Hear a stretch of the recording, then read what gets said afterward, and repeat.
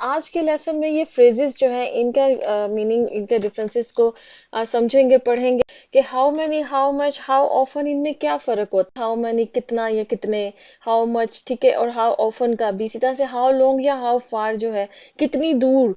तो इनका मतलब क्या है, इनमें डिफरेंस क्या है, तो आज के लेसन में हम ये समझेंगे। ठीक है, तो चले शुरू करते हैं। आज जैसे पहली है how many. How many is use to ask about quantity of countable nouns. Countable nouns कौन से होते हैं? काउंटेबल नाउन्स होते हैं जिनको गिना जा सकता है। हाउ मेनी जो है वो उन नाउन्स के लिए हम इस्तेमाल कर सकते हैं जिनको हम गिन सकते हैं। जैसे कि अभी आपको एग्जांपल में बताती हूँ, how many siblings do you have. आपके कितने बहन भाई हैं? ठीक है, अब बहन भाई जो है वो गिने जा सकते हैं, सिबलिंग्स गिने जा सकते हैं, तो इसलिए हमने हाउ मेनी यूज किया यहाँ पे। इसी तरह से how many countries have you visited. आप कितने मुल्कों में घूमे हैं या फिरे हैं या विजिट किया है आपने। ठीक है, हाउ मेनी, अब कंट्रीज है यहाँ पर जो नाउन है, कंट्रीज गिना जा सकता है ना, सिबलिंग्स गिना जा सकता है, तो काउंटेबल नाउन्स है, इसलिए हाउ मेनी यूज करें। इसी तरह से how many languages can you speak. आप कितनी जुबानें बोल सकते हैं। ठीक, लैंग्वेजेस भी जो है ये अकाउंटेबल नाउन है। इसी तरह से how many guests are coming to the party. कितने मेहमान हैं जो पार्टी में आ रहे हैं। ठीक है, गेस्ट जो होते हैं उनको भी हम गिन सकते हैं, तो काउंटेबल नाउन हो गया। ठीक है, इसी तरह से हाउ मच भी जो है वो कितना या कितने के मीनिंग में इस्तेमाल होता है, लेकिन फर्क क्या है हाउ मैनी और हाउ मच में? हाउ मच जो है ना वो हम अनकाउंटेबल नाउन्स के साथ इस्तेमाल करते हैं। ठीक है, अनकाउंटेबल नाउन्स कौन से होते हैं? जिनको गिना नहीं जा सकता है। जैसे कोई लिक्विड है, पानी है, पानी को आप गिन सकते हैं? नहीं गिन सकते हैं ना।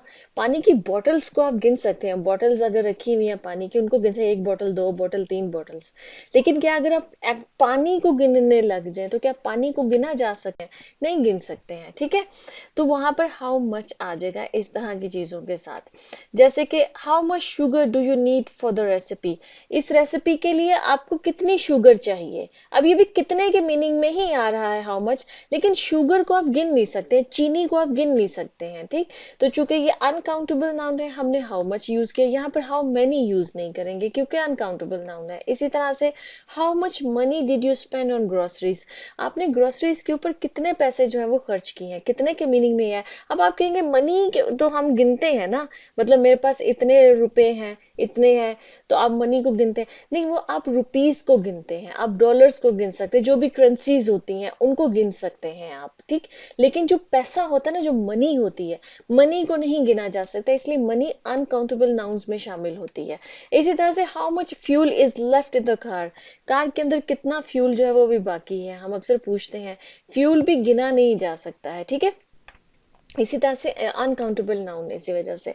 इसी तरह से how much water should I add to the plants. हम, मुझे पौधों में को कितना पानी जो है वो देना चाहिए। ठीक है, अब मैं वाटर का पहले ही बता चुकी हूँ। तो हाउ मैनी और हाउ मच, इनमें क्या फर्क है?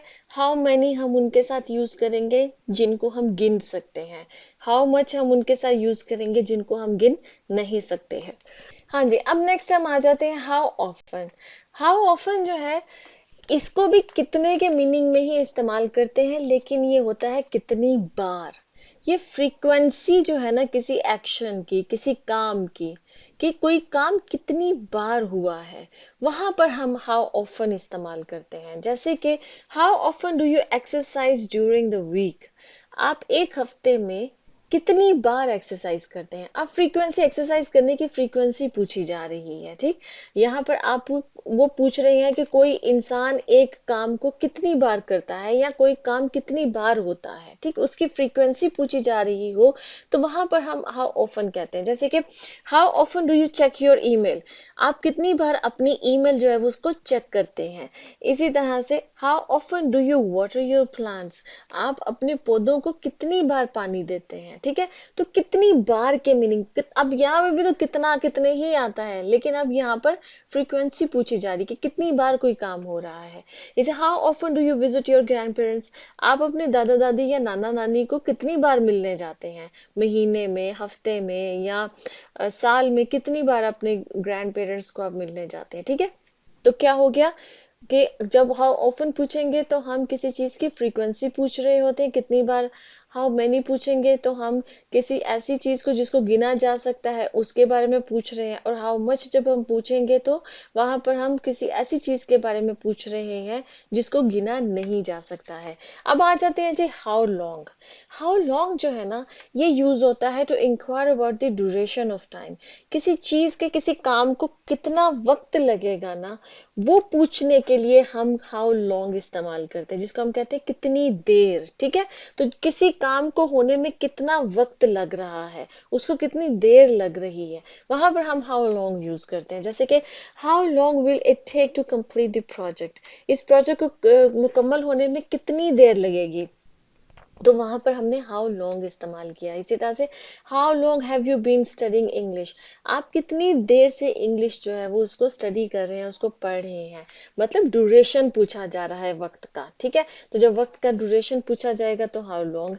इसी तरह से अगर आपने ये कहना है कि how long do you plan to stay here, आप यहाँ पर कितनी देर तक रुकने का आपका प्लान है, मतलब आप कितनी देर तक रुकना चाहते हैं यहाँ पे, आपने क्या प्लान किया। ठीक है, तो ड्यूरेशन टाइम का। इसी तरह से how long have you known your best friend, आप अपने बेस्ट फ्रेंड को कितनी देर से जानते हैं। ठीक है, तो देर, जब आप ड्यूरेशन के बारे में बात कर रहे होंगे तो वहां पर हम हाउ लॉन्ग इस्तेमाल करेंगे। इसी तरह से हाउ फार, हाउ फार हम यूज करते हैं जब आप डिस्टेंस के बारे में बात करें।